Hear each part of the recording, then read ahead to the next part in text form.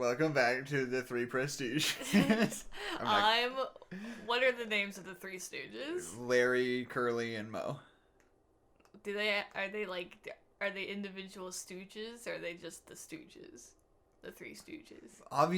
What? Obviously. What if there were two Curlies, and then Moe had to kill one of them? And that's it, the Prestiges. The Three Prestiges. This is our episode on the Prestige. Hi, my name is Jackson McMurray. And my name is Adeline McMurray. Or is it? Oh, well, I don't think. Well, yeah, I guess. I'm Nikola Tesla. And there's no. Did I say no nerds allowed? No nerds allowed. Well, no nerds allowed. Or am I Thomas Edison? He's not in it, though. Or is he? Or is he?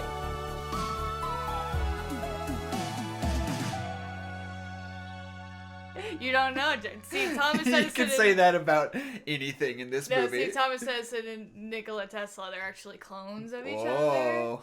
other. And one of them is a normal, cool dude, and the other one likes to kill elephants. Guess which one is which? What if the elephant part that Thomas of me Edison loved killed? that elephant, but the other part of me wanted to electrocute it to prove a point. What if the elephant that Thomas Edison killed, what if one of them was a clone, but then there's a real one that survived? The elephant falls into a pit of water and drowns, and then up on the balcony there's another elephant.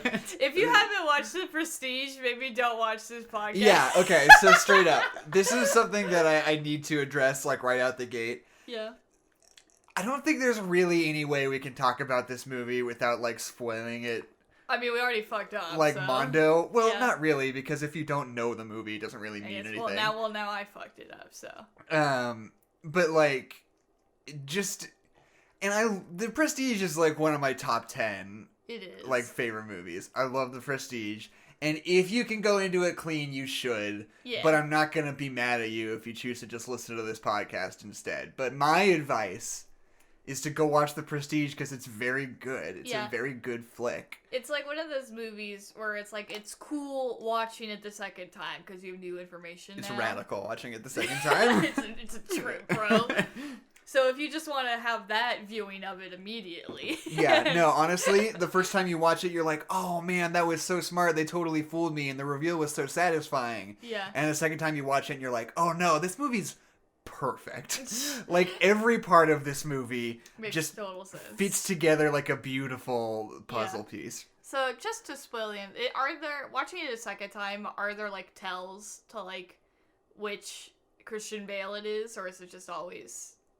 I mean, based on the dialogue. You know, well, because he's says, like, I don't love you today. Right, like so that, he's the one that doesn't love her. Yeah. Which one gets his fingers blown off? I guess it's hard to say. I'm sure there's stories about how, like, basically on the production, this is insane. Yeah. During the production, they planned it out so that they filmed all of the stuff where he was one of the brothers first. And they took a break for like 3 weeks, and Christian Bale gained like 10 pounds. Oh. And then they filmed all the other stuff where he's the other brother. So, like, just barely you can tell, like, physically, he's just a little bit different. There's like a slight difference in like the way their like sort of jaw is shaped because there's like a little bit of a difference in weight. That's really interesting. Yeah. So, like, this movie rules. And my favorite part of this movie is how many how many fake mustaches there are. Yeah, no, a lot of this plot really... How many mustaches there are. There's a lot of the plot that revolves around them fake wearing mustaches. fake facial hair. From the Victorian era? There's no way that fake facial hair was that good back then. Because it's only passable now.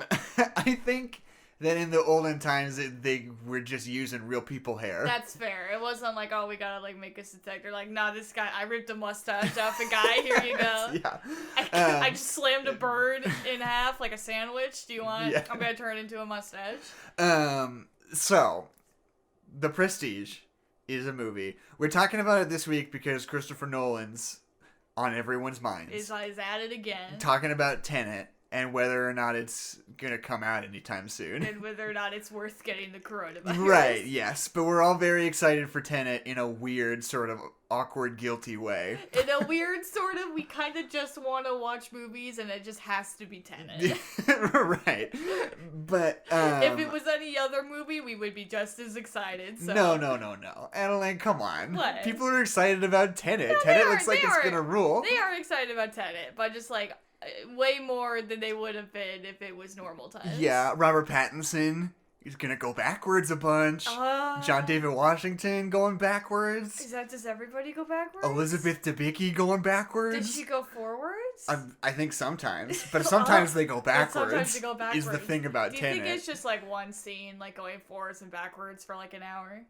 I don't know, maybe. I hope so. I would pay. I mean, look, okay, here's the thing about Christopher Nolan. Yeah, so he's a crazy man, Well, and he would do that? There's always some sort of, like, weird high-concept meta-narrative about That's the structure going on. of his movies. Yeah. So I can almost guarantee as soon as it comes out, people are going to be like, did you know that, like, the story structure of Tenet is actually a palindrome? Yeah, because so everything that happens at the beginning also happens at the end, but a little bit different. You can, like, track it backwards and I forwards. bet it's gonna be the thing that, like, actually, if you, like, play the movie backwards, it's, like, the same.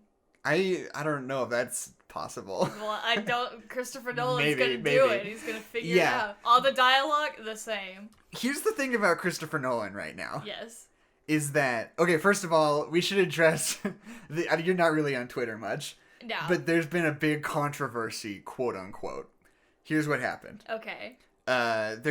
Variety or somebody set up one of those things where they're like, we're going to have a celebrity interview another celebrity, how funny. Yeah. And it was Hugh Jackman and Anne Hathaway were just talking. Yeah. And they've both been in a couple of Christopher Nolan movies. Yeah. I've almost said Christian Bale movies, which I guess is also true. They've both been in a couple of Christopher Nolan movies, and they were talking about him, and they said, like, oh, we love working with him. Like, he's so cool, and it's so exciting to be on his sets, because he's always constantly trying these cool, exciting things, and it's, like, this electric energy on set. Yeah. And also, he does this thing where he usually doesn't really like to have chairs on set, because he doesn't like people sitting around. Yeah. And people got super mad about that. Yeah, like, no, that makes sense. Even in the context of two people who that affects, just talking about how great it is to work on those sets and how satisfied they are with those experiences. Yeah. They're like, Christopher Nolan, you should let people sit down on your sets. Why are we supporting Christopher Nolan?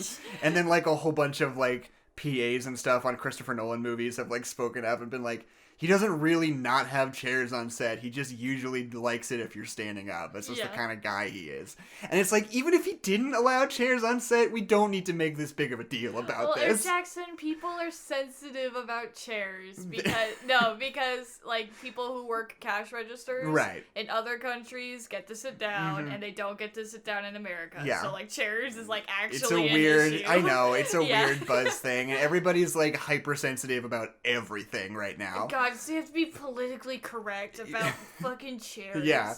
My chair said the N-word and we're gonna make a big deal about it? But, like, and I don't know if you really experience this, because, like I said, you're not really on Twitter much, but, I'm on Twitter, I follow, like, 30 people max. Right, so I have a very tiny bubble of Twitter. It's, like, more than, not that I'm, like, oh, PC culture, but, like, more than ever, everyone is hyper-focused about everything right now. I think that's...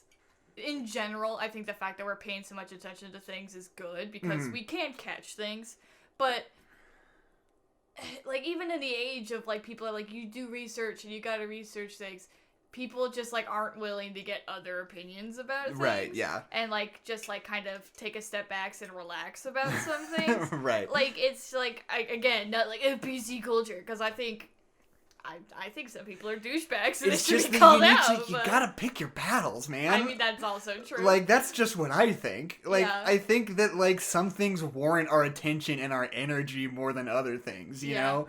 You're gonna get... Nolan wants you to stand sometimes. So it's like, I mean, like, maybe if I'm having a bad day, that sucks. But, like... yeah. It's like, hey, like, being on a film set is an exhausting job no matter what. Like, it's not really that huge of a thing, it feels like. Yep. Anyway...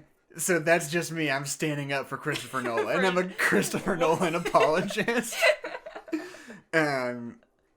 Was my chair said the N-word funny enough to keep it to the podcast? No, that's pretty good. I like that. But okay. Also, Christopher Nolan in The Prestige, around the time of The Prestige. Yes. It was like in the middle of the most insane run of movies like ever. You're burping because of the LaCroix, just so you know. You're drinking Dr. Pepper, so shut your goddamn mouth. Have I burped yet? Yes. When? A second ago. When? Pull it up. Or did you? Or did my clone? I don't know. How can he not know? Anyway. You should have said you don't know, and then I would have been like, how could you not, because of the movie, remember? Because when he says that. If you haven't seen the movie, this is nonsense. Yeah. It might also be if you have, but that's... No, that's it makes sense. But, like, and I mean, you could point out a lot of other great ones, but, like, Christopher Nolan has Batman Begins, and then The Prestige, and then The Dark Knight, and then Inception. Yeah. Each, like, a year and a half apart. Yeah. Like, that is the most insane blockbuster output, like, I can even think of. Like, the other ones that come to mind are, like, the Coen brothers doing Fargo, Big Lebowski, and Oh Brother, Where Art Thou right back to back. Yeah. Or, like, Tim Burton going for Beetlejuice, Batman, Edward Scissorhands, Batman Returns, Ed Wood, you know? Which is another person making awesome movies in between Batman movies. Not to stop and talk about Tim Burton like we do all the time in this right. podcast, but have you seen Ed Wood yet? No, I still haven't. Because I got when I went through my Tim Burton phase, I bought some books. One of them was like a biography. Well, it was a quote unquote biography where people had just taken a collection of all the times that he's like talking about himself in interviews. Burton and, like, on Burton. Yeah, exactly. That's Burton on Burton action. No. But then I also just had like a book that was just like about his discography and all that stuff. Right. Not discography. Because, you know. He's got an EP from 99. I love Tim Burton got a SoundCloud. Wait, what's his SoundCloud rapper name? Tim Burton.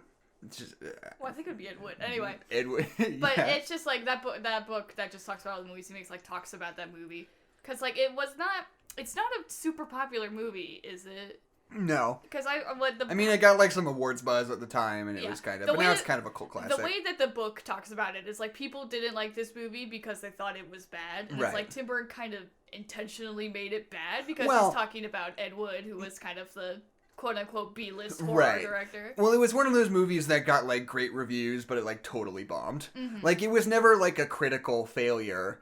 It was just, like, a stodgy drama in black and white that people didn't really want to see. Yeah, that's fair. Know? That's really fair. It's like, no, check it out. Okay, here's this movie. It's about this guy who makes really shitty movies, and there's no special effects, and it's in black and white. And you're like... Okay, pass. So me and my 7-year-old are gonna go see Finding Nemo. Yeah. I hope that's okay with exactly. It was like 1999. They're like, okay, well, Fight Club's in theaters. So. You want to see Ed Wood or Fight Club? I want to see what came out that year. Yeah, I want to see what Ed Wood opened against. So all said and done, worldwide box office, it made $5 million, which is pretty rough. I mean, it was probably an inexpensive movie to make. Oh, yeah, I'm sure. But still, though, like, $5 million is just to hear that number. is a real rough number. How much did it cost to make? Oh, like $1 billion. Oh, what is it? $5 million? Let's see. Production budget, $18 million. Oh, whoops. No, yeah, even the smallest movies are, like, hella expensive to make. It's one of those things, especially when you've gone through a producing class, you realize, like, fuck. Everything's expensive. Like, everything's expensive, and you gotta, like, pay people, like, a decent wage, like, all the time. And they're sitting all the time. And you're paying them, and they're just sitting there? Anyway. God. Okay, so it came out September 30th. So Time Cop. Yeah, they're like, I'm gonna go see Forrest Gump instead. If you don't mind. Oops. Forrest Gump. Oopsie poopsie. Eat, Drink, Man, Woman. Clear and Present Danger. The Next Karate Kid. Oh my god. Natural Born Killers. True Lies. The Shawshank Redemption, Jurassic Park. Oh my god. They're like, yeah, no, I'm gonna go see Jurassic Park again if you don't mind. Wait, Tim. was that like opening Jurassic Park or it was just like playing? No, that was just also playing. Okay, gotcha. It's number 19 at the box office, but Ed Wood was number 23 at the box office, right underneath The Flintstones. Oh. On its opening weekend, it got outgrossed by The Flintstones in its 18th week in theaters. Wow. The 18th 7th week of the Flintstones. Oof. That That's hurts. a tricky one. That hurts. That's so good. No, I've been saying that I want to do some kind of double feature for Ed Wood and Mars Attacks. Yeah. Because those are totally like sister films. Yeah. I don't know if I want to maybe stream them or do a double header podcast episode or maybe just 2 podcast episodes in a row. I mean, if you want to go through his discography, I think that would be interesting. No, I don't want to do a whole series on Tim Burton. I just am interested in those 2 movies because I haven't seen them. I don't know. Whatever. Tim Burton, Christopher Nolan. Christopher Burton. But yeah, it's just one of those things that because obviously Christopher Nolan is the closest modern approximation to Steven Spielberg, you know. Yeah. He just can't lose, and he's just been batting 1,000 since he was born. My favorite part of The Prestige is when the big dinosaur shows up and the kids are underneath it and it's sticking its head in the car and they're up pressing the glass up to keep the dinosaur out of the car. Why are you? I don't understand this bit. Because Steven Spielberg did Jurassic Park. Oh, that's why. And it's because it's funny because they're very different films. That is. And so I was pretending that happened in The Prestige. I'll give you a 4 out of 10 on that one. My favorite part is when all you did was derail my train of thought. My favorite part is when the T-Rex pulls the lever and gets electrocuted and then it falls through the floor and then another dinosaur shows up on the balcony That's over better. there. That's a 5 out of 10. Alright, great. I'm glad you interrupted me and derailed my train of thought for that. My favorite part is at the end of the movie when you see all the cases full of water and there's just a bunch of dinosaurs in all of them. And then what's his face with the beard and the cane comes in and he's like, we could get their DNA out of these wet boxes. Okay. And then a little strand of DNA. Stop. We could do a bit about the animated DNA strands in Jurassic Park. When the animated strands He's like, how could you not know? There's a part in this movie where Hugh Jackman asks Christian Bale a question, and he's like, I don't know, but it's something he did, so he should know. And Hugh Jackman's like, how could he not know? That's the joke we've been making. But he's yelling. It's during the funeral. He's just like, yeah. And then, later at home, when he reads it in the diary, he's like, I still don't know. He's like, how could you not know? Yeah. And then you find out how he could not know, because he's 2 guys, actually. Oh, Jackson. But, and it's sort of this weird thing where it's it's a weird pendulum where it's and depending on who you talk to at what time, it's always oh, Christopher Nolan's so overrated. Why are we still doing this whole Christopher Nolan thing? Yeah. And also he's the last genuine Hollywood auteur who can make an original screenplay that costs $180 billion. And people will just do it. Yeah. Inception and Tenet both are you don't make movies like that right now. Yeah. Or if you do, they don't cost as much as those movies do. Yeah, they're not as big budget. Christopher Nolan's the only guy in Hollywood who has a blockbuster blank check to just do whatever he wants. Yeah. And they always say, Warner Brothers always says that the 3 guys that we kind of let have carte blanche on whatever they want to do are Clint Eastwood, Christopher Nolan, and Todd Phillips. Wow, his name literally went in my ear and went out the other. Clint Eastwood? Clint Eastwood. That was the weirdest thing in the world. I was like, who is that? I just heard his name. Clint Eastwood is the oldest man alive, and he's still directing movies. They're all about gritty old men, but he's directing them. No, not always. They're either about gritty old men with dubious morals who are really conflicted, and they're like, "Oh, you shouldn't be friends with me. Yeah, and I'm then a bad guy." And then they get beat up, and you're uncomfortable because it's an old man. Because it's Clint Eastwood. He's 95 years old, and he's like, "I've done some things in my life." You're like, okay, the mule. I'm sorry you put drugs in your butt. I'm sorry that happened to you. It's about an American hero who got railroaded. Yeah. It's an American hero who they tried to screw over. It's either Sully or Richard Jewell or the Jersey Boys. An American hero. But yeah, so, and Clint Eastwood, okay, I don't know if I've said this on the podcast before or not, but I am 22 years old. I'm in the prime of my life, physically, right? It's not going to get much better for me than it is right now, physically, unless I work out a lot, I guess. Or take some drugs or something. But, it is, I've had to, direct a short film in which I had to be the director of a film for, 5 hours a day for, 2.5 days, and I've been exhausted. It is absolutely brutal trying to make a movie. Yeah. And Clint Eastwood is 90, I want to see exactly how old Clint Eastwood is.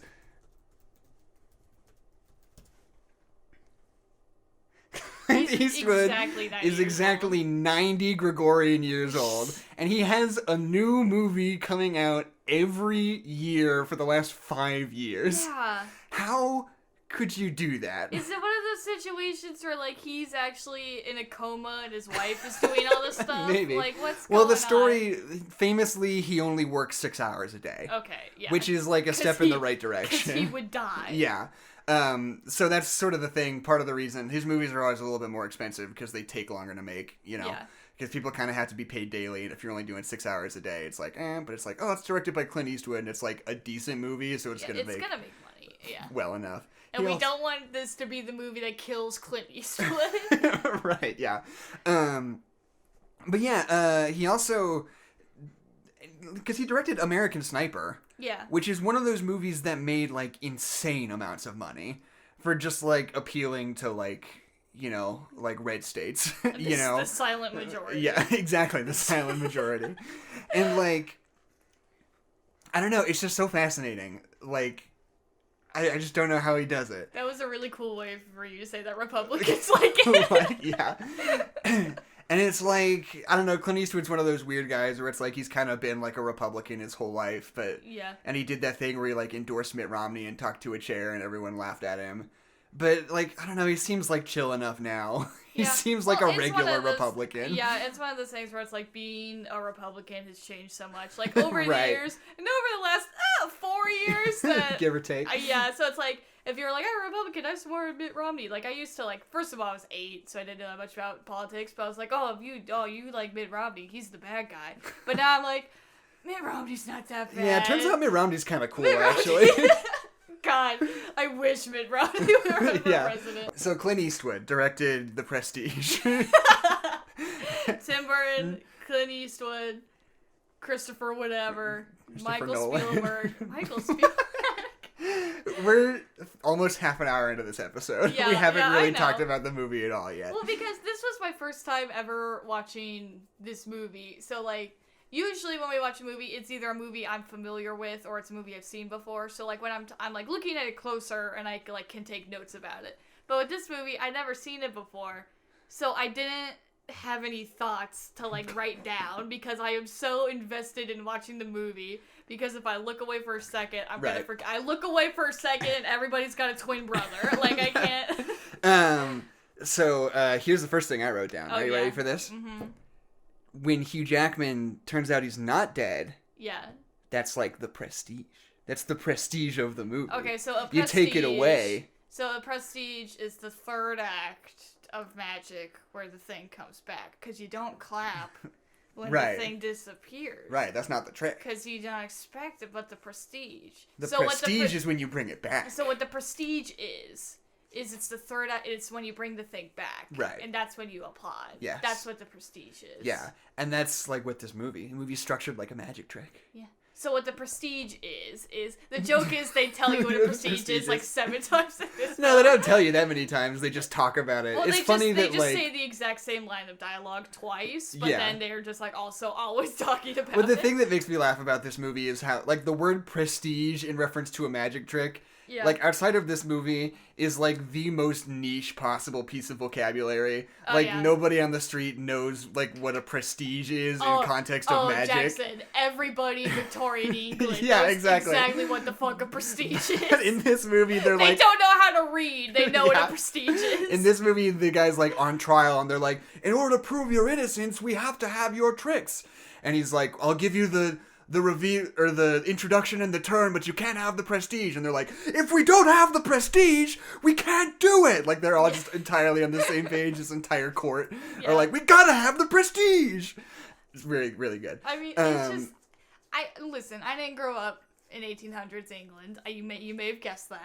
But I am very confused about the audiences that are going to magic shows. Like, when they're in the big, like, theater and it's like all the all not the rich people but like the people with money who are like going to see shows, like that makes sense. Like that's what I think of when I think of like Houdini and like stuff of that. Like that's like the image that I have. Right. But when he's just like at the seedy bar doing magic, like for me that just like does it like what it feels like the Pee-wee's Big Adventure scene where he starts like dancing in the motorcycle right. bar. Like it's like this I is the don't thing know. for I guess it's just my modern perception of magic. Yeah. It's like this is like a showy fun thing. Why are Right. you doing this at a biker bar? Right. I don't know.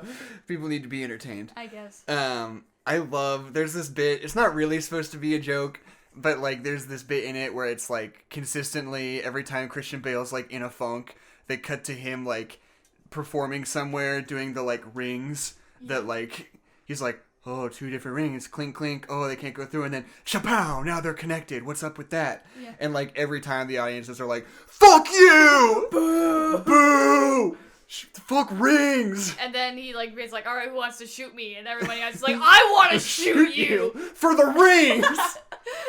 For how much that sucked, I want to shoot you over it. This is for those rings, motherfucker. And then he shoots 2 and figures out it wasn't about his wife anymore. That it was just about the ring about trick. the rings. Okay, so I want to talk about specifically how this movie, like, perfectly, just the absolute control it has over you as a viewer. Oh yeah. Because As someone who just watched it for the Yeah. first time, yes. first of all, Michael Caine straight up tells you, like, to your face what the twist is, like, at the beginning of the second act. Oh yeah. Like, he does the transported man, and Hugh Jackman's like, how does he do it? I don't know how he does it. Michael Caine's like, oh, it's a double. It has to be a double. And Hugh Jackman's like, it can't be a double. And it's like, it turns out it's a double. It's a double. Like, Michael Caine, the smartest guy in the movie, just said it was the double, and you were like, no, of course not. Yeah. But he was right, and they just told you, and you didn't want to believe it. Yeah. Because at the end of the movie, they say, people don't really want to figure it out. They want to be tricked. And you want to be tricked. That's why you don't believe Michael Caine. Well, because, not Michael Caine. What's the guy's name? Hugh Jackman? Hugh Jackman. There has to be something more for him because he's like, I'm the greatest magician ever. Fuck you. Like, there's no, if I can't figure it out, if I can't do it the way he does, it has to be something else. It has to be a clone. Right. I should clone myself. Right, yeah. And everyone else in the world is like, bro, chill out. And I also, like, I wrote down 2 different things that you said to me. Yeah, alright. Because they were, like, perfectly predicting what was going to happen in a movie. Because this movie, like, so expertly, like, telegraphs what's gonna happen. Yeah. Without you really acknowledging that you think that's actually what's gonna happen. Yeah. Like, there was the moment where, hold on, let me see. I'm trying to find... Oh, they're, like, setting up the birds. Yeah. And, like, how the way the trick works is you just have to crush and kill one of the birds and then, like, procure a new one from your sleeve. Yeah. And you're like, what if we had, like, 2 twin brothers and we killed one of them, we brought out the other one? I did! Yeah. I literally It was said like, that. you fell for it like hook, line, and sinker, and you, like, thought of that yourself. No, and I was making a goof, because I was Yeah. like, you really gotta kill the bird, and I was like, what if we killed one of the humans? And I was like, no! It's like, oh, that's what we're doing. And that's the plot of the movie, and it's, like, such a perfect setup and payoff that it's, like, in your head already. Yeah. And you choose not to engage with it because you want to be tricked. Yeah. Secretly, deep down. And same thing, it's not as big of a one, but there's the bit where he's doing his own version of the trick with the double. Yeah. And he, like, falls down and lands on the pillow, and you were like, what if it was like, ow, my legs? Because it's like, obviously that's what you want to see. Like, the way it's set up is like, that's your immediate thought. It's like, that seems like a long fall. You could probably get hurt. Yeah. It's like setting you specifically up for, like, when that happens, you know? And it, like, it's just got such a perfect grasp on, like, when to show you things at just the right time so that you, like, dismiss it or, like, don't think about it or, like, aren't looking at the right thing at the right time. It's like sleight of hand, you know? Yeah.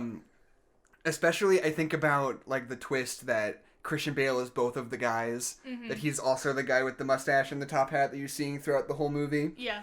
And he walks this, like, perfect balance of not really letting you get a super good look at him without making it seem like you're not getting a super good look at him, you know? Yeah. It doesn't feel like it's drawing attention to itself. It just feels like, oh, I don't know, he's that guy. It's just this guy. Yeah. It's like a guy that we know, and like his kind of his relationship is just like going out and doing things. I mean, I made a joke that he looked like the Babadook, but right. He does look like the Babadook. He does look like the Babadook. But it's like he's just there. They do. Wow, Jesus. they do such a good job of just, like, establishing, like, what that character's function is. Right. That we just accept that function. It's like, he's the guy he's our... I cannot remember any of these fucking actors' names, and I can't remember other Christian characters' Bale? names. No, that's Dwayne. Michael Caine. Like, he's his Michael Caine, and it's like, he does stuff for him, and it's like, great, got it, I'm not gonna ask any more questions. Right, yeah. And that's what they want you to do. Franklin, stop eating tissues. Stop it. It's my own fault for having tissues over my room. It is your own fault for having tissues. It's because I put my garbage can over there, and every time I have to blow my nose, I throw them across the room, and they make it into Move your trash can they over make here. it into the trash can like 40% of the time. I'm pretty good at throwing tissues into the trash And can. not a brag or anything, we're gotten really good But at it throwing does go in like 40-45% of the time. across the room. You know Stoogies? That. What is that? That's when you get the paper towels wet and you throw them against the wall. It's not like that, but whatever. No, it is. I don't have that much snot. That's what, or do you? or do I? How do you not know? How could you not know? I love this bit. I'm gonna do this bit for the rest of my life. And there's so many... Frankly, get your head out from underneath the bit. There's so many little moments where... and another thing that I think is smart is because... That was not a sentence. It's because... Because the non-linear story doesn't really, like, serve any real thematic function. No. Besides the fact that it's just sort of twisty and turny and keeps you engaged. Yeah, not to interrupt you, but I'm going to interrupt you. Okay. What I like seeing, like, the situation where he died, where, like, you see him fall through the floor, and you see him drown, and you see, like, you see the trial, and you kind of get a little bit of the setup, and you see him go to jail. I like seeing all of that. But the weird time stuff inside of the flashback just kind of... Right. Like, at the end, it all lines up, and you understand what happened, but, like... Because, like, he's reading his diary in the present, but he's also reading the diary in the future. And at the very beginning, when I couldn't quite tell them apart yet, I was just really confused. Right. Well, because here's what I think it does. First of all, it restructures it so it is structured like a magic trick. Yeah. Obviously. Yes. But also, I think what's so smart about it is it sort of forces you to really pay attention to it. Mm-hmm. And it's because Christian Bale opens the movie being like, are you watching closely? Because you gotta watch closely. It forces you to watch closely. Or as I heard it, he says, are you watching closely? And because you're thinking so hard about it, making sure you've got the timeline straight, fitting all the pieces together, it makes you pay that much more extra attention to the details so that it all pays off that much more harder when you, like, find out the twist at the end. Yeah. And, like, because it's all fractured and out of order, it just forces you... It's like it's going so far out of its way to give you every opportunity to figure it out on yourself. Mm-hmm. And then it proves to you that deep down you weren't really trying to figure it out. Yeah, you were just watching a movie. Yeah, exactly. And it's so cool. And it's cool that, like, especially with the Christian Bale twist. Yeah. It's, like, really obtuse for, like, the whole first half of the movie. There's, like, basically no way you could really figure it out. Unless you were, like, on some galaxy brain shit. But... Because the obvious thing would be like, oh, he's got, like, split personalities. He's like a Fight Club. He's like two people. He keeps beating up random people in parking lots just to feel something. But like, the further the movie goes along, the times when it starts to, like, tip its hat and be like, oh, why is he talking to the guy in the hat like that? That's kind of a weird thing to say to somebody like that. What's the secret that the wife knows? Yeah, exactly. And you start to, like, maybe figure out, like, oh. And there's, like, a couple of moments where they finally start to really linger on the guy in the hat and let you, like, really get a good look at him. Yeah. And you might see, like, oh, is that Christian Bale? Has that been Christian Bale this whole time? Yeah. And he, like, totally freaks out when he, like, gets buried alive. Right, yeah. And it's like, he's just giving you, like, little tiny things to be like, now you can kind of piece it together. I'm giving you more clues on purpose. And especially because, like, you know, he's giving you opportunities to figure it out. And if you do, it's really satisfying because then you feel smart. And you're like... If you are on that galaxy brain shit. Yeah, but it's like, I think you could, honestly. Yeah. And, like, if you figure it out, it's satisfying because you feel smart that you figured it out. And it's, like, engaging. And you're like, oh, I got it now. But, like... But if you don't, it's just that same thing. It's like, you don't really want to figure it out. Yeah. Like, you want to be fooled, you know? Yeah.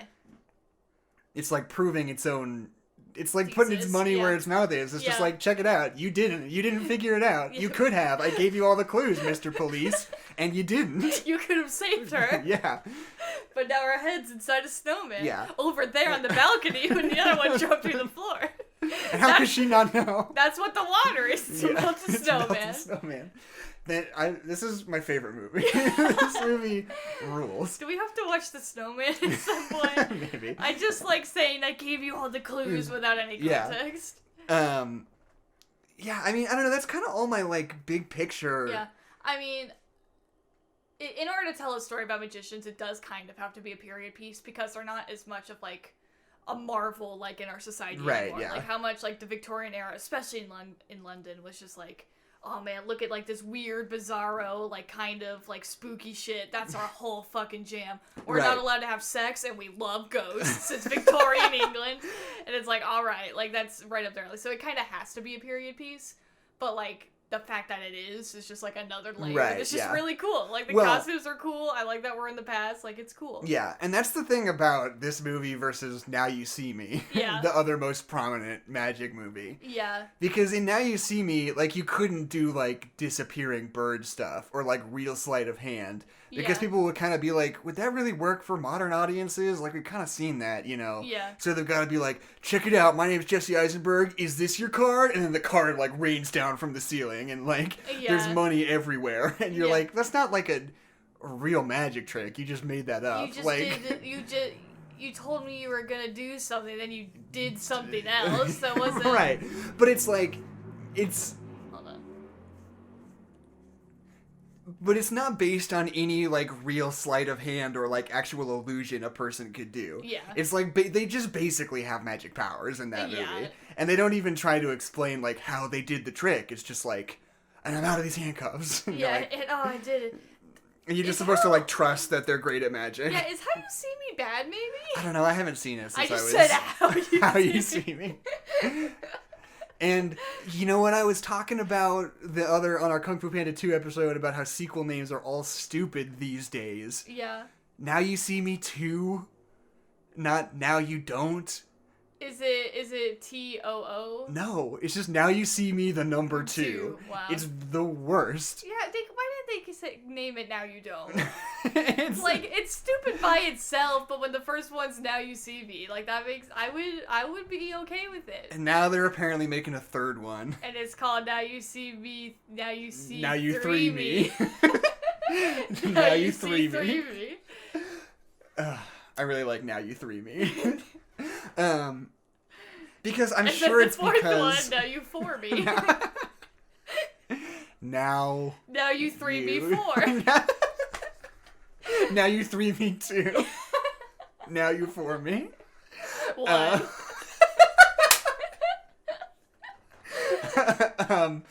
But, like, I'm sure they're doing a third Now You See Me. Yeah. Because the Zombieland sequel did pretty well. Oh, were there going to be zombies and Now You See Me 3? Well, no, because, I don't know, at least to me. It's the same vibe. Yeah. First of all, it's Woody Harrelson and Jesse Eisenberg. Yeah. So, like, that's something. Jesse but also, Eisenberg. It's, like, sort of a mid-budget, like... comedy, action, sort of genre movie that's based on original screenplay. Yeah. And I'm sure they were like, I don't know if people really want, like, that kind of sequel right now. And then they were like, Zombieland 2! And, like, it did okay. Yeah. And they were like, okay, Now You See Me 3, Now You 3 Me. Now You 3 Me, Maybe they'll 3 us. No, it's not. Maybe Austin Powers is in this one. Yeah, maybe. I'll go 3 that. 3-er? I hardly know her. Yeah. Anyway. And a joke. That's one of those things where it's like I spend like 2 seconds furiously trying to come up with another joke, and then if I come up empty, I'm just like. So anyway. Yeah. Okay. Anyway. The economy. I could say I was trying to think. Maybe there was some other way I could put 3 in there. Well, just how would Austin Powers say it? Yeah, exactly. Oh, yeah. Now you see me, baby. Now you 3 me.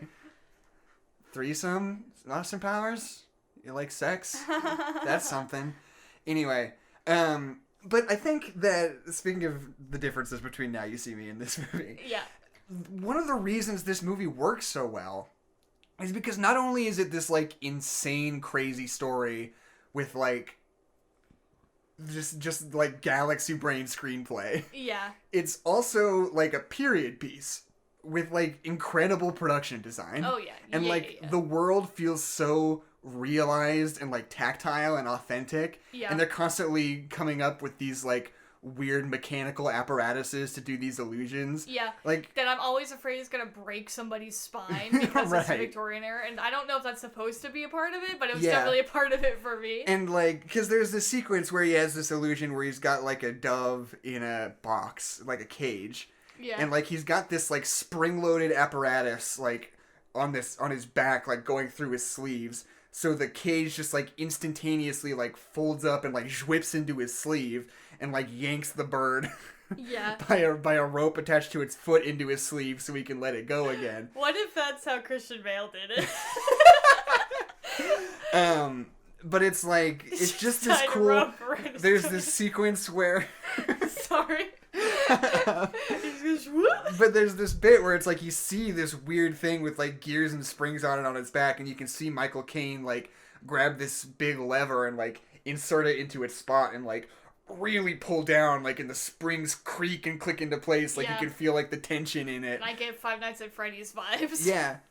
And then but like, so when it does like snap and like break that woman's fingers, you buy it because you see how much like I'm ready for his spine to yeah, shatter. exactly. You can see like all the Yeah. tension and power in this weird machine. Like, honestly, like, how this movie uses, like, the birds is, like, is just masterfully done. Because it's, like, obviously there's a parallel between the birds and Christian Bale and how he does it, like, obviously. Or Hugh Jackman, you mean. Hugh Jackman, both of them. Both of them are birds. But... I mean, kind of at the end, because I then mean, one yeah. of them dies, and then Yeah, he says abracadabra. Yeah. That part's good. When he says abracadabra, then he fucking He dies. yeah. But he knows that the other one's going to He's show gonna up be later, alive. and no one is Yeah. ever going to know how he did it. No one will ever find out how he survived. Yeah. Which is what... God, Hugh Jackman. What is wrong with Which is me? what Hugh Jackman wanted to do, but he had to kill himself 40 times over to do it. Yeah. Well, they do have a bit... I will get back to the thing that I'm saying about the birds in a second. Mm-hmm. But they have, like, a throwaway line where Christian Bale is like, why is it 100 times? Why does it have to be 100 shows? And they never get back to that. That's right. I guess he just wanted to have 100 dead clones. No, he doesn't do it. Oh, wait, maybe he does. They plan to do it 100 times. Right. I don't think he does it 100 times. I No. think he does it, like, on stage the first time, so, like, everybody shows up. Yeah. I think the plan is... Because he wants to frame Christian Bale. Yes. So I think the plan is he does it the first night, Christian Bale hears about it, it's like, I gotta see this. Yeah. And then, like, sets him up so that But he would Jackson, be there. There's, like, 40 dead guys in the tubs. I guess, yeah, maybe. So I don't think he did it 100 times. I think the 100 was just to get Christian Bale angry enough to maybe. go. But just make it feel weirdly specific. But just like 100 water clones is just funny to me. Anyway, with the birds, it's that the first time we see that trick, we see how you do it. That you gotta smush the bird and then you have another bird. Right. And then when we see them do the trick later with that apparatus, where they figure out a way to do it without squishing the bird, I'm like, oh. That bird's gonna get squished. I don't know how yet, but they're gonna kill that fucking bird somehow. Right. And then when they do it and the trick goes wrong and the bird gets squished, I'm like, I knew that bird was gonna get squished. It's like squished. you can't figure it out. You can't outthink it. Like Yeah. you gotta squish a bird. Like no Yeah. two ways about it. A bird's gonna get squished. Somebody's gonna step on a bird and it's gonna get squished. And that is like the lesson that Hugh Jackman takes away. He's like, okay, you know what? Fuck it. I'm gonna squish my bird. Yeah. I'm the bird. BRB. I'm the bird who's gotta get squished. Like, sorry about it, Yeah. me. And like, in this whole movie, and like, if you haven't seen it, you're still listening. What's wrong with Which you definitely aren't. Yeah. Like, the whole movie's about these two magicians who are constantly trying to, like, one-up each other and best each other. Yeah. And, like, the inciting incident is Christian Bale making a mistake, or did he? And Hugh Jackman's wife dies in a magic trick. She drowns in a tank. Well, and either then, way, it's not intentional because they like share that nod where she's like, "Yeah, try the other thing," and then like whether or not he tries it, and she fucking drowns. Yeah, It's kind of, it's fun that they never actually tell you what knot he used. Yeah, you see him switch knots, but you don't know which knot is which. Yeah, you could kind of read it either way. Like, he tried to do the hard one, and she was like, and he was like, okay, I'll do the other one. Yeah. Or he did the regular one, and she was like, no, fucking do it, I got this. It. And then he does the harder one. Yeah. And there's something about it that's so, because... Yeah. Well, I just think it's key that it's not murder. It's right. manslaughter. But even still, right. he's like, oh, I'm going to spend the rest of my life fucking up your life, Hugh Jackman, because you killed... Not Hugh Jackman. Fuck. Christian Bale. I'm going to spend the rest of my life ruining your life, Christian Bale, because you killed my wife. But he right. didn't kill his wife. Like, in either scenario, he did not intentionally kill his wife. Right. God, this movie's so good. Yeah. This is the best movie anyone's ever made. And, like, this is my favorite Christopher Nolan movie. Yeah. Obviously. And I feel like that's sort of one of those things where it's like the classic, like, contrarian take. Like, actually The Prestige is kind of Christopher Nolan's best movie. Mm. It's like, fuck off. It is, though. It is, though. It is. Like, I'm trying to think. Like, Inception's great, but it's not, like, one of my all-time favorites. Yeah. Dark Knight is great, and it kind of is, but I like The Prestige better. Yeah. And, like, Memento's, same thing. Memento's also great, but I don't like it as much as I like The Prestige. Yeah. I watched the end of Memento with you, so... That's not the right way to watch Memento.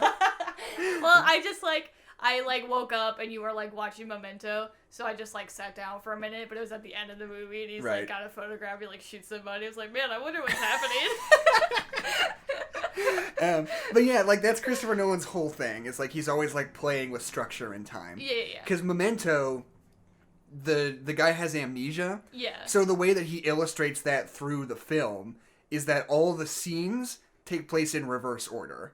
So that you always know the future, but you never know what happened before this. Scene. So you kind of mimic his experience. Yeah. Like, you also don't know how he got there or what's happening. Yeah. And as you move backwards, you let the new things inform the things you already saw instead of the other way around, which is super cool and smart and interesting. Yeah. We could cut this out of the podcast, but the McElroy brothers always make a joke that you got memento disease. So I always thought that he had a disease that made him lose his memory instead of just having amnesia. Yeah. So. Or he had a disease that made him go backwards in time. Yeah. So thanks, McElroy brothers. I now don't know what happens in Memento. And then I haven't seen, what's the other one called? Insomniac, the one with Robin Williams and Al Pacino. Yeah. That kind of... Does Robin Williams go backwards in it? I don't know. It's one of those movies that, like, it's like Christopher Nolan's other movie. Yeah. Like, it wasn't, like, a bad movie, but, like, it wasn't a big deal and nobody really saw it, and it kind of doesn't... It came out the same weekend as Jurassic Park. Right, it just kind of doesn't exist, you know? But then, like, Batman Begins is pretty good. I like it. Yeah. And then Prestige, you know, the Batman movies don't really have any weird time stuff. Yeah. Well, it's like with Batman movies, like, of course they're good, but, like, I don't know. It's weird to say those are your favorite movies, because, like, everybody knows the Batman movies are good, right. you know? Like, have you seen Dark Knight lately, though?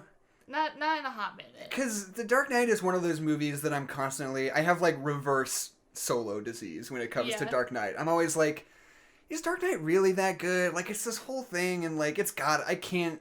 And, like, Heath Ledger died, and that kind of, like, informs the way I watch his performance. Yeah. And, like, is it really as good as I think it is? And then I watch it again, and I'm like, fuck, this movie really good. rules. This movie is really that good. I mean, I do the same thing, but just about Heath Ledger's performance. I'm always of course it's good, because it's Heath Ledger. Like, it's a good performance. I watch it, I'm like, oh, fuck, this is, like, the best. Yeah, this is, like, the best shit ever. This is, like, the best acting ever. Like, wow. But like, yeah. every time. Right. That's The Prestige. But yeah, and then, like, Christopher Nolan gets so weird, because The Prestige is, like, weird and out of order, but it's just, like, sort of a regular, non-linear thing. There's not, like, a concept behind it. Yeah. But then you get, his first really, I mean, Are you going backwards right now? No. Memento is really, really weird, but then Inception has that thing where it's like, oh, we've got, like, 4 different time zones. Yeah. Where it's like, this is happening in real time, this one's extra slow, this one's extra slower, and this one's the slowest. So you have to, like cut back in between all these 4 different things, acknowledging that they're happening in a different speed. Yeah. Sort of. Like, for every 10 minutes that passes in one, an hour passes in the other, 10 hours passes in the previous one. Yeah, because they're, like, in deeper levels of dreams, and you have to, like, be keep track of the rules about timeline. that. It's so cool. And then Dunkirk, he does almost the same thing, which is, like, not a weird high-concept sci-fi thing. It's just, like, here's a movie about World War II, here's the setup, okay? Here's a boat, it says, like, 1 hour before the attack. And they're like, check it out, here's some soldiers on the beach. It's like 10 minutes before the attack. Here's a guy in the plane, 1 minute before the attack. Yeah. And those, like, timelines are cutting back and forth between each other on, like, weird Inception rules. You know, and it's just a movie about a beach in World War II. Yeah. And then now it's Tenet, where everything's going to go backwards and it's going to be a palindrome. I don't know, I'm so into it. Like, I know it's not, like, super cool to be like, I really like Christopher Nolan, but, like, I really like Christopher Nolan. Like, I do. Shut up. And, like, now Tenet's gonna be a palindrome, and I'm gonna eat that shit up. I always like it when you have to end an opinion with "shut up." Like, that's how I know you genuinely think that opinion. Yeah. Because you know. Right. You know what I'm going to say in response to it. Yeah. And so you're just like, shut up. And, like, a lot of people say that, like, Christopher Nolan has sort of a, like, boring visual style, which I think is, like, a valid complaint, because it's very distinct, and it's very gray, and it's very square, and it's very people in gray suits, you know? Yeah. But it's like, I don't know, that's just the vibe. You gotta buy into it. People in gray suits. You gotta buy into the vibe. If you can't buy into the vibe, like, what are you doing here? Yeah. It's the same thing with Zack Snyder. It's like, yeah, obviously you probably don't like this weird, crazy shit that looks like a bad comic book. Obviously, but, like, we're going bad shit, so just get on board or get off. Yeah, exactly. It's like, you just gotta accept it. You can't watch a Zack Snyder film and be like, man, I feel like the aesthetic was too heavy. It's like, yeah, it was. We all know it was. It's like Rorschach is falling out the window and the button's in the foreground. You can see the street in the glass, and he's like flailing and clawing at the air. You're like, yeah, that's it. That's what this is. You gotta make your peace with that. It's like, yeah, it was too much. Or like Michael Bay too. Like, it's all the same. Yeah. Like, you gotta accept these things on their own terms, you know? Otherwise you're never gonna enjoy anything. I mean, we talk about this all the time where it's like, what is it called? I can't think today. I don't know what it is. I, like, woke up early today because I had to take care of a dog, and so my brain is wrong. Right. Which it should be the opposite, but that's not how it be.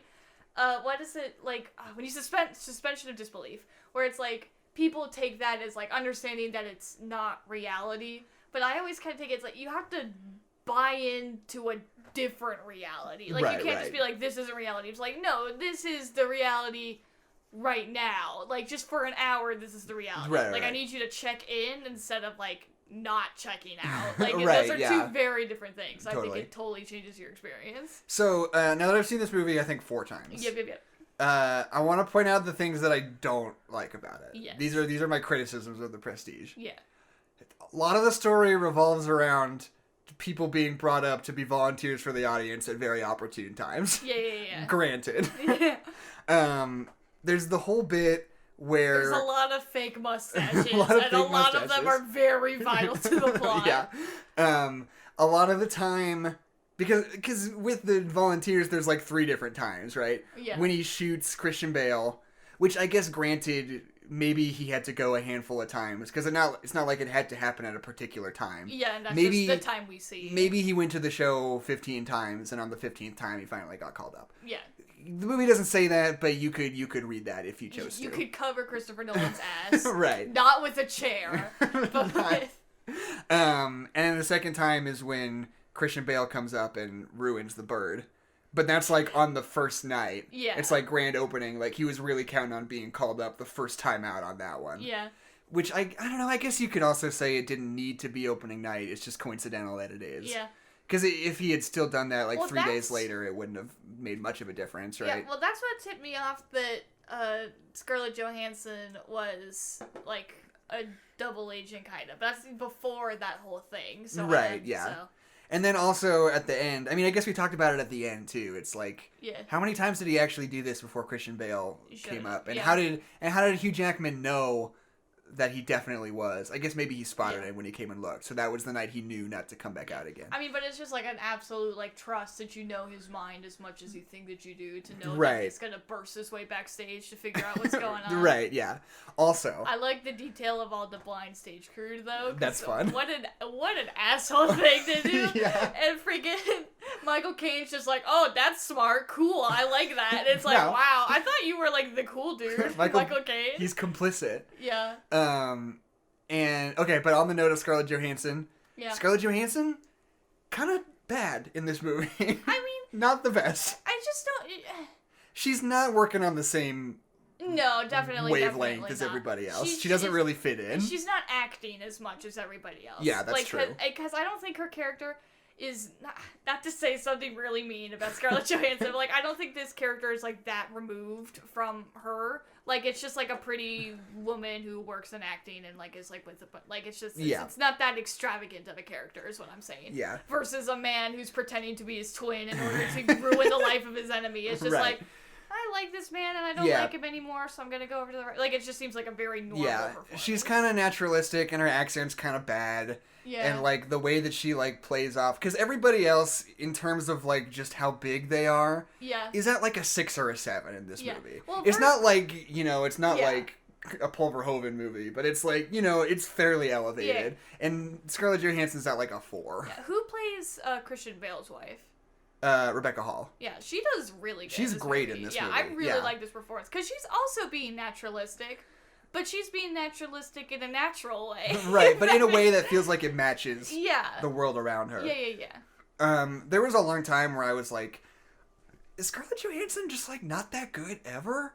Because like all I really knew her from was like The Prestige and like all the Marvel movies, which she's like serviceable in. Yeah. I think she's rarely like ever very good, she never like stands out. She's great in Infinity War. When she's got like real character conflict. Right, yeah, and I was gonna say that was even. But I feel like that's just how they write Black Widow, though, and much less her acting. But yeah, and then I saw Jojo Rabbit, and she sucks in Jojo Rabbit, and I was like, oh man. But then, just coincidentally, I watched Marriage Story and Lost in Translation like within like a week of each other. And I was like, oh, fuck. Those are, like, 2 of the best performances ever. Oh, yeah. Like, okay, I get it now. Like, I kind of get the Scarlett Johansson thing now. Oh, you can act. Yeah, like, not to just, like, talk shit on Scarlett Johansson, but, like, and I don't know, also she just sucks as a person, it seems like. Yeah, she does some shitty things sometimes. She just seems like the kind of person who doesn't pay close enough attention and then just doesn't know to shut up when she doesn't know. It's just, like, the privilege of, like, not having to learn. So yeah, she exactly. Never did, and then now she's like, oh, well, I never did anything wrong. Yeah. And it's like, well, you did do something wrong. You're just pretending you did. Yeah, well, she's just, like, not keyed into, like, the cultural conversation enough to be like, I should not take this Asian role. Yeah. And then when she does, she's like, oh, I don't know, I didn't really think there was anything wrong with it. Like, totally oblivious to the fact that, like, the reasons why this is bad. Not to bring up an argument from, like, 2015 or whatever. Right. But, like, the whole thing, it's like, well, why aren't we mad at the casting directors or everyone else that was complicit in this decision? And it's like, you are right. But you are also right to be mad at her because she still could have said no. That's the whole thing from like 5 years ago. Yeah. And they did the same thing because they tried to cast her as a transgender man in something. Yeah. And she was just like, I don't get it. What's the problem? Yeah. And everyone was like, this is the problem. And she was like, I don't know what you guys are saying. It's just acting. I'm acting. It's like just a lack of like listening and a lack of awareness and a lack of... At least she didn't do that. Did she do that? She didn't do that. I don't remember if she pulled out personally or if someone was like, we can't. Yeah, someone else. We shouldn't cast her as this. Anyway, that has been Scarlett Johansson watch. Scarwatch. Anyway, the Prestige. There was one other thing I wanted to say that I didn't like, and I can't remember what it was. Do you notice how often we like say things in unison? Do you notice that as much as I do? Well, it's on purpose usually because I can see it coming. Well, yeah, where I will like finish a sentence, but you will be saying the sentence quieter as I say it, like under your breath, because you know I'm gonna say it, right? But you also want to say it. Or like when someone's like gearing up for a big joke, and we're like, and how could you not know?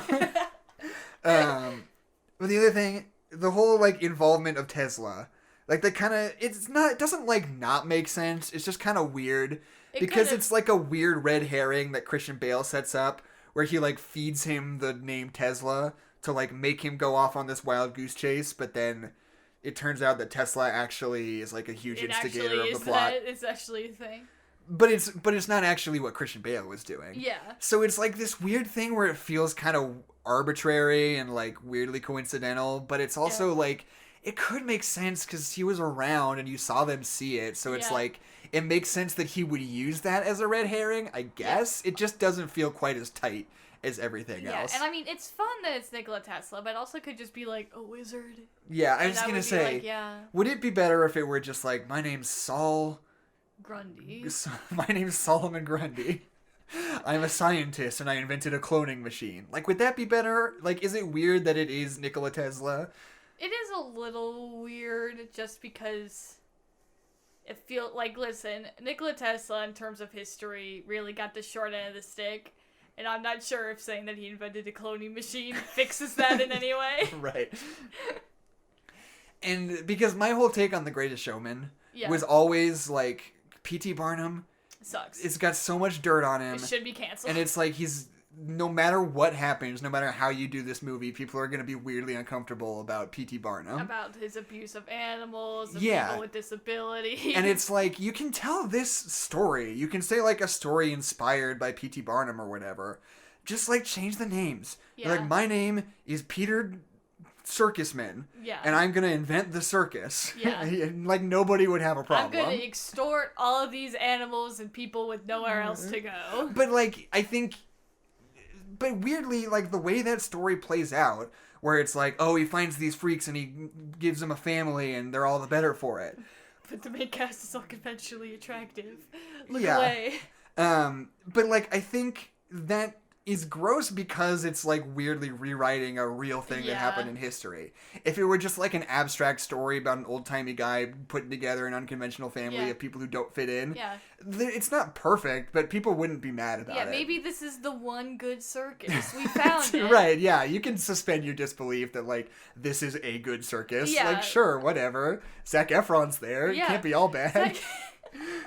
God, I hope Zac Efron doesn't do anything in, like, the next week. Yeah, I was going to say, between now and when this podcast goes up, Zac Efron's going to turn out to be no bueno. Gonna murder his clone and show up on a balcony. I'm just thinking about Greatest Showman because... He climbs up a wall. Well, yeah, I'm always thinking about when Zac Efron climbs up a wall like Spider-Man in Greatest Showman. Yeah. I don't remember if I've talked about that on the podcast or not, but I can't get into it right now. It's just always in the back of your head.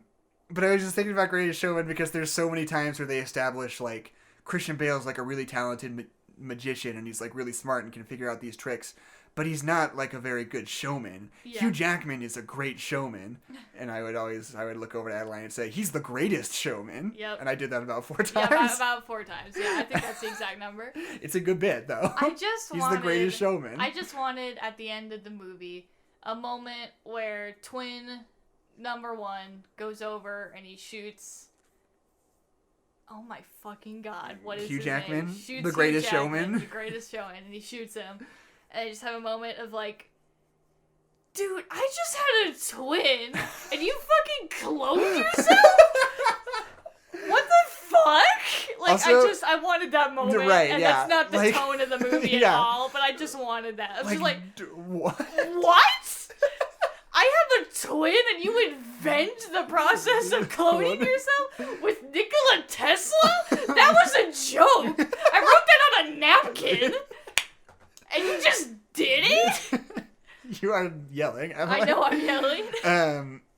It's for the bit, Jackson.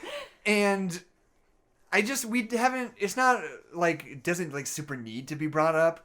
I just want to point out the part where they find the Hugh Jackman double who's like a drunk at a bar. Yeah. And there's like this really subtle makeup work. He's like kind of got a different nose and like a less sharp jawline. Yeah. And he just seriously like, because Hugh Jackman is playing both parts. Yeah. But it like really and truly like just looks like a guy who really looks like Hugh Jackman, you know? Yeah. Like you totally buy him being another guy that exists that could also like pass off as Hugh Jackman. Yeah. And then, like, later when they're, like, both in the same outfit and you can still kind of tell them apart, you know? Yeah. It's super cool. And Hugh Jackman's really good because he has to play the regular character and he plays the drunk guy, like, at the same time in the same scenes. Yeah, it's really good. There's that one scene where they have the face off and the camera's, like, going crazy, like, circling around him. Yeah. It's good. It's a good movie. Movie rules, prestige, very good.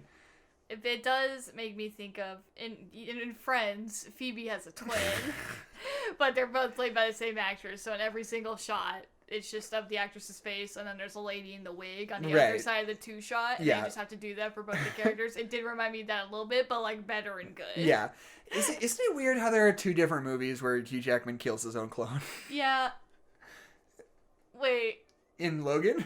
He doesn't kill his own clone. X-23 kills him. No, there's another. No, Hugh I forgot Jackman about kills... the other clone. Yeah, no, I'm talking about the other Wolverine. Yeah, I forgot about the other Wolverine. Yeah. I forgot about it. I got that spoiled for me because I worked at the movie theater when it came out. Yeah. And I had to, like, clean up in a theater a few times before I actually got to see it. And in the credits it said, like, Hugh Jackman as Logan / clone Logan. I was like, oh. Damn it. You've also got an Ant-Man turning into Giant Man spoiler for you from a Pop Funko. Yeah, I'm still mad about that. You were like, oh, new Pop Funko. You looked at the bag and there was Giant Man. And you were like, oh, fuck. I was like, now I know that he's going to get big in Civil War. I was really excited about that. And then you didn't get big in Civil War. I couldn't get big in Civil War then. I mean, I got big just then when I saw the Pop Funko. But I couldn't in the theater as I had hoped. It was ruined. Call me Paul Rubens. Hey. See, and like Paul Rubens, that's a guy, Pee Wee Herman. Yeah. It's a guy who shouldn't have gotten canceled. And he kind of got canceled, but then kind of didn't, and I'm glad of it. Yeah. Because, like... That was just a whole weird situation. It was just a weird thing because people couldn't handle it because he was, like, a kid's entertainment guy. Because people are always... I don't know what the fuck is wrong with people. And always wanting to say that there's something, like, gross going on with children's media. Right, yeah. They're like, oh, it's a metaphor for pedophilia. Or, like, oh, that guy is actually a child murderer. And it's like... Yeah. Mr. Rogers was a sniper in Vietnam. It's like, no, it's just fucking Barney, you asshole. Yeah. Like, nothing's going on. Sorry that you can't handle it. And so when he was like, it's gross. Don't get me wrong. Yeah, no, it wasn't, but like, it's cool. no different than any other man in the world watching porn and jacking off. Yeah. Like he just did in a theater. But it's a porno theater where you're supposed to do that. Like, he's where he's supposed to be. Yeah, no, he went to the sanctioned area to do that. He roped off an area, like, this is for J&O. And he went over there and he did it. And you were like... Dude! Like, what? Well, but that's the thing, is, like, that's the stupid, dumb thing about porno theaters. Yeah. Is that, like... They're too public. Yeah, well, it's like, first of all, they're public. Yeah. And, like, you're not supposed to J.O. in there, because it is illegal. You can't J.O. in public no matter what. Yeah. But... And, like, I guess what you're just supposed to do is, like, watch the porn and then go home. And then go home and J.O., I guess. But, like, any other man in America... could just go and J.O. in a porno theater and nobody make a big deal out of it. But if you go to a porno theater and you're like, is that Pee Wee Herman? Yeah, I like, want to know the statistics of how many men in the world at that exact moment were also J.O. Right. Or I want to know astronomical. How many other people have been arrested for J.O. in a porno theater. Yeah. Like, I would guess not It's many. like getting arrested for jaywalking. Like, yeah. It's like just one of those things that, like, we know you're going to do. It's like getting arrested for breathing. But it's like, I don't know. And I also think it's part of the whole thing is like, he was in a porno theater. It's like, what? People have sexual agency. Yeah. Like, let somebody watch porn or go to a porno theater if they want. Even if you're like, that's gross, I don't like that. It's like, I would agree with you. It is gross, and I don't like it. Yeah. But I'm not mad about it. Like, yeah. It's like, you can still be a person, Pee-wee. You're good. Yeah, you didn't hurt anybody. Like, I'm sure that was hugely embarrassing for you, and I'm sorry that happened. I'm sorry. That's like your mom walking in on you, like, times a billion. Yeah, except it's the whole world. It's everybody else's mom. Yeah. Walking in on you. Yeah, I don't know. It's one of those weird things that we, like, hold different people up to different standards, and we're always, like... I mean, I guess it was like 15 years ago when we weren't really at the forefront of like talking about anything. Sex positivity. Yeah. Whatever. I want to see if there's anything else that I wrote down about. Costume's good. Costume's great. Production design great. The world feels so good. Yeah. I mean, when you're doing a period piece, it takes a lot. Like, this movie so well, like, just, like, accepts the period piece as, like, reality. Right. Because there's a lot of time when the period piece kind of takes me out of it. Like, it doesn't feel like real life. Like, they draw attention to it. Yeah, like, it doesn't feel like real life because it is a period piece. And have to be like, oh, this is how they think in the year whatever. And it's like, oh, it's different. But in this movie, they just, like, did it so naturalistically.